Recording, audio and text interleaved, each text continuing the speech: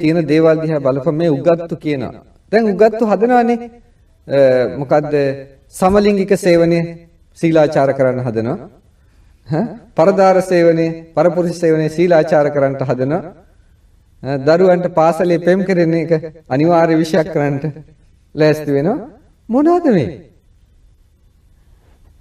අපේ දරුවෝ අපේ අම්මලා තාත්තලා බොහොම සැලකිලිමත් වෙන්න ඕනේ. මේ පුංචි ලස්සන කතාවක් තියෙනවා. එක නරියෙක් හිටියලු. නරින්ගේ රස්සාවෙන් කුකුල හොරකම යනවානේ. හොරකමේ ගියාලු එක ගමරාල කෙනෙකුගේ ගෙදරට. මේක සැරෙන් සැරේ කරනවා ගමරාලට බේරෙන්න බෑ. ගමරාල උගුලක් ඇටෙව්වලු. නරියගේ වලිගය අහුනලු උගුරට. ඉතින් අදිනවා එන්නේ නැහැ. අන්තිමට එළි වෙන යාම එනවා. දන්නවා දැන් ඉතින් මරුන් කන තමයි ගමරාලගෙන් වෙන්නේ. මරණ බයක් තියෙනවා. පණ බයේ වලිගය ඇද්දා.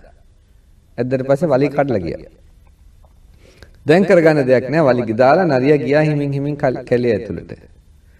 යනකොට අනිත් නරි දෙන්නේ තුන් දැකලා ඒවා මොකද යාළුවේ මේ වෙලා තියෙන්නේ කියලා.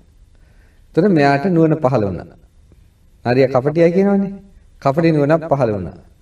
පහළ වෙච්චාම මේ නරියා ඉඳගෙන කියනවා බලන්නකෝ මෙච්චර කාලයක් මං දහ දුක් විඳ මේ වලිගෙ හින්දා.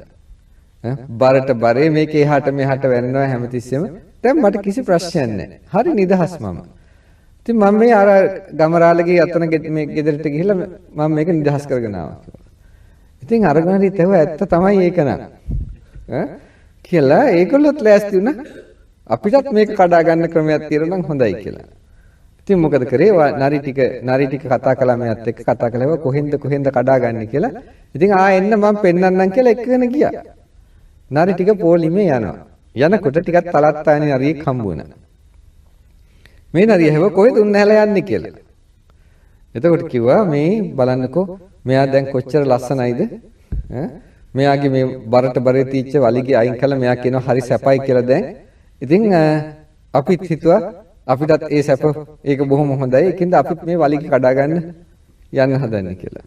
එතකොට අර අනිත් නරිය අහනවා ඔයා ඊයේ එහෙම කිව්වේ නෑ නේද මේ වලිගේ මට බරයි කියලා. වලිගේ කරදරයක් කියලා. මේ දැන් කඩාගත්තට පස්සේ නේද ඇවිල්ලා කියන්නේ කිව්වා එකත් එකටම ওই මිනිස්සයා ගමරාලගේ කුකුලන්ට ගිහිල්ලා ඔය වලිග කඩාගෙන ඇවිල්ලා තිනවා ඔය ඇත්ත ඔය ගැටේට අහු වෙන්නට එපා කියලා.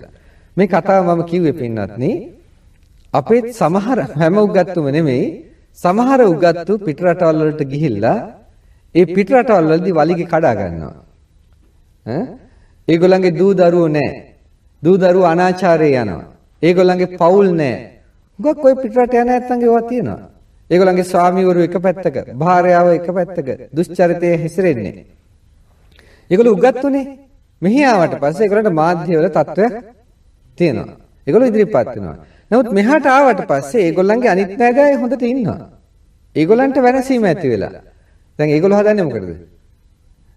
ඒක සීලාචාරයයි කියලා මේ ශිෂ්ට